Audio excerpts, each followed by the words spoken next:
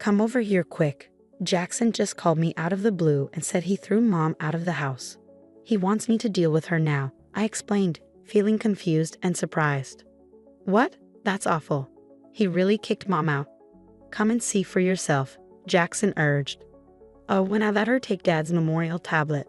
Why would he be so mean? Now that there's no money left from Dad's stuff, he doesn't want Mom around anymore. He sees her as a problem. I couldn't believe it. It turns out Dad had debts, and after paying them off, there wasn't any money left for us. I had no idea about this, and to make things worse, Jackson and his wife had been living in our family home all this time. It felt incredibly unfair. It's getting dark soon. If you don't come to pick her up, Mom will be sleeping on the streets. How could you be so cruel? I will never forgive you for this, Jackson, I said, feeling upset. I don't need your forgiveness. That's just too harsh, Jackson replied, hanging up without listening to me. He didn't answer any of my subsequent calls. When I finally got through to Mom, she confirmed everything Jackson had said. Angry at him and worried for Mom, I had no choice but to drive over to where she was. Let me introduce myself.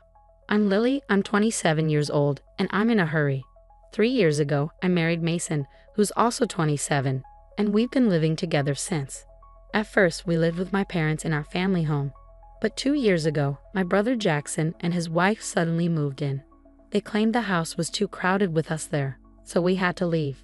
Jackson, who's 8 years older than me, has always been selfish, but his marriage seems to have made him even worse.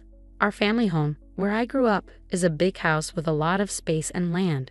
It's been passed down from my grandfather. There's no reason we can't all live comfortably together. I wasn't happy about the situation and tried to talk to Jackson about it, but my husband, who doesn't like arguing, convinced us to leave.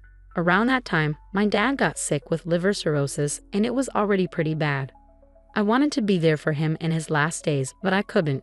His illness got worse quickly, and he passed away a month ago. It's really hard not knowing that my mom must be feeling even worse than me, dealing with my brother treating us this way right after losing Dad. It's just sad. An hour later, when we got to our family home, Mom was sitting sadly on a suitcase in the garden. The front door was locked. Jackson had taken her keys. I used my keys to unlock the door and went inside with Mom. Jackson and Olivia were lounging on the sofa, watching TV like nothing was wrong. What's going on? How did you get in? Jackson asked, acting like he didn't know what was going on. I used my key to open the front door. Isn't it obvious? I replied, feeling frustrated. It slipped my mind.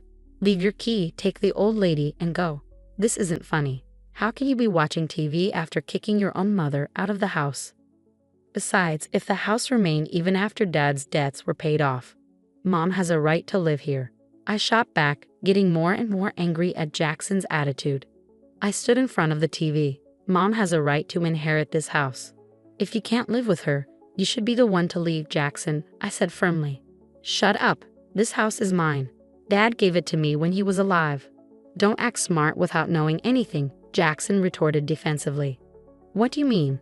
There's no way Dad gave this house to you, Jackson, before he died, Mom interrupted, looking confused and shaking her head.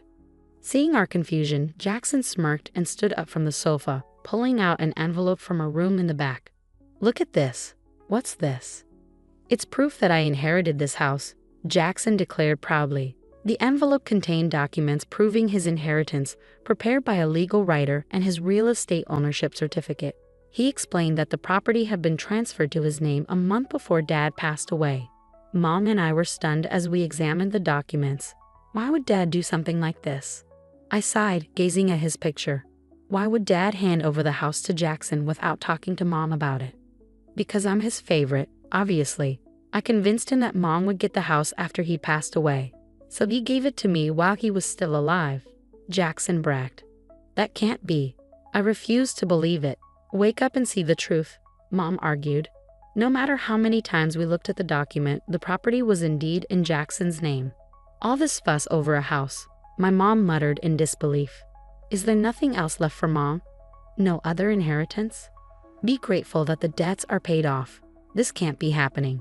You're not just worried about Mom, you realize there's no inheritance for you either, right? Jackson sneered. The bank card he handed over had only a few dollars on it. I wasn't expecting Dad's inheritance, but it was a shock to find out he left me nothing. This is too harsh, I thought. To make things worse, Olivia was laughing at us, enjoying our misery. Just leave. You poor people don't belong here, she mocked. Jackson and Olivia pushed us out of the house forcefully. Ouch, that hurts. Mom cried out as she fell and scraped her hand. Blood started to trickle out, so I quickly wrapped it with my handkerchief. Tears of frustration rolled down my cheeks. Seeing me upset, my mom gently wiped away my tears. Her eyes were filled with sadness too. Mom, our place is small, but you can stay with us, I offered. But I don't want to bother Mason. I'll find somewhere else to stay, Mom protested. Don't worry, I can't just leave you like this. I'm going to call Mason right now. Just wait, I assured her. Wiping away my tears, I grabbed my cell phone and dialed my husband's number. Mason answered after a few rings. Hello? Mason, I'm sorry to bother you out of the blue. Mom has been kicked out of her house, I explained. As I told him what happened, Mason listened attentively, though he seemed a bit unsure. I held my breath, waiting for his response. Our apartment is pretty small compared to Mom's house. It might not be the most comfortable, Mason started. But I don't mind. Bring your mom over. We've been helped out in tough times too. We should help each other when we can. Thank you so much, Mason, I said gratefully. My husband is such a kind person. He couldn't leave someone in need. We quickly took Mom to our apartment, and from that day on, we lived together. But living with 3 people in our small apartment was tight. We didn't have enough money saved up to buy a house yet, but maybe moving to a slightly bigger place in the future would be a good idea. It was heartbreaking to see Mom squeezed into our small apartment. As my husband and I browsed through property listings on the computer, Mom's phone rang. After a brief conversation, she dropped a bombshell. Why don't we move to my Highlands condominium, she suggested. Hold on, what Highlands condominium? I asked, completely surprised. Mom went on to explain that my wealthy grandfather had been a big spender, leaving my grandmother with no choice but to sell their farmland to keep up. As for Dad, he was also known for spending a lot. And besides the house, we didn't have many assets. Worried about our future, Mom had wisely invested her earnings from before she got married in real estate. My husband and I were floored. It turns out, Mom not only owned a condominium in the Highlands but also managed an apartment building, earning a significant income from her investments. I can't believe it. I'm sorry for not telling you sooner, Mom apologized. Anyway, the management company just called. There's an opening in the Highlands condominium. We can move in next month. What do you think? She proposed. We couldn't refuse such a generous offer. Plus, the Highlands condominium had 3 bedrooms, a living room, a dining room, and a kitchen, all just a 5-minute walk from the station. It was much more comfortable than our current situation. Thank you, Mom, but we might only be able to afford the same rent as we do for the apartment. I expressed my concern. You don't need to worry about that. We have to do things properly even if we're family, my mom insisted. Oh, I need to let the landlord know we're moving out. Seeing my husband and me smiling with happiness, Mom's face lit up too.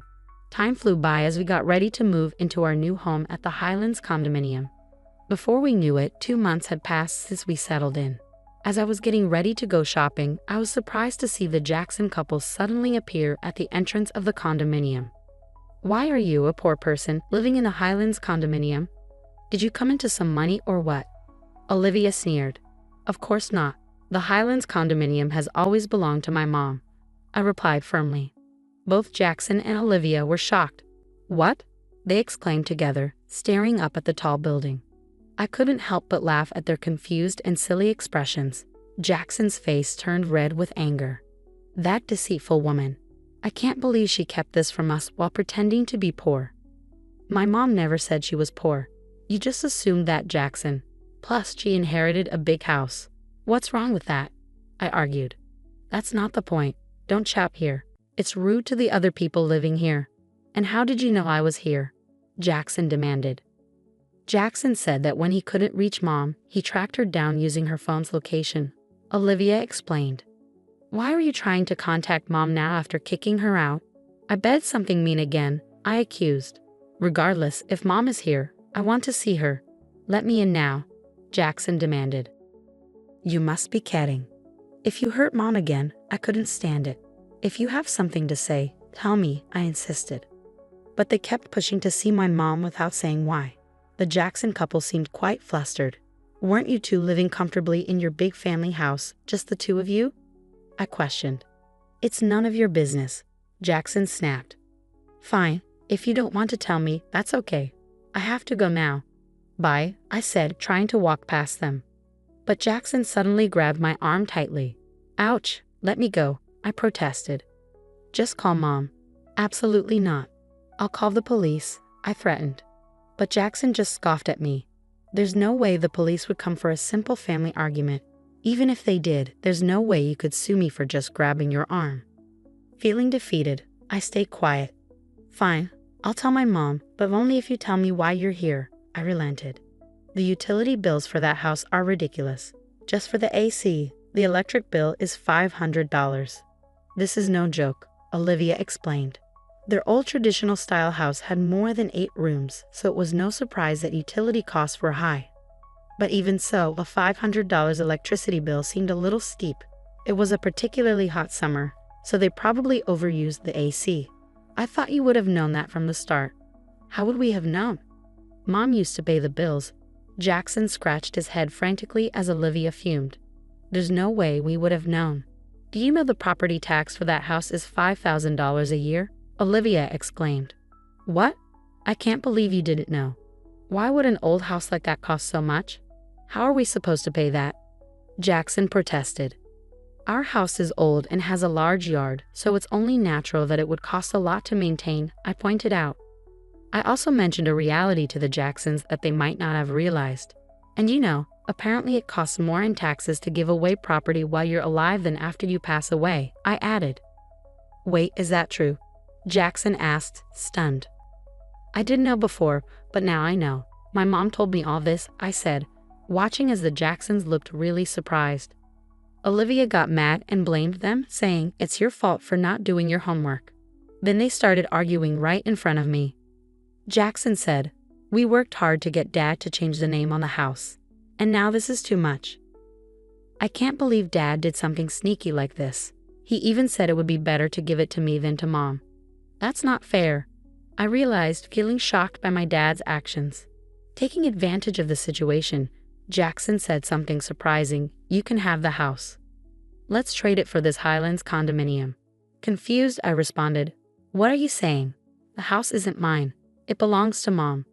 Please talk to Mom for me, I beg you. I'll just pass on your message, nothing more. What on earth are you even talking about? Jackson snapped, feeling foolish for even talking to them. I gave up on shopping and started walking back into the Highlands condominium through the entrance. But the Jacksons tried to follow me, which surprised me. I'll sue you for trespassing, I warned them. You just said that wouldn't be a legal problem, Olivia shot back. It seems like they won't understand until they face a real consequence, I sighed in frustration. I called out to the management office next to the entrance. Excuse me, could you please call security? Someone who doesn't live here is trying to get in. Wait a moment, the security guard, who was always on duty at the Highlands condominium, rushed over immediately. With the big security guard standing in front of them, the Jacksons looked startled. Once again, I warned them to avoid a repeat of the situation in the future. I didn't call the police just now because you only grabbed my arm. But if you try to use force or come back to the Highlands condominium, I will really call the police, understand? Don't make us do that. If I see you again, I'll report it, so go back to your mansion from Dad. Got it? I told them firmly. Looking scared of the police, the Jacksons quickly backed off. I returned to my apartment and told my mom about what happened with the Jacksons.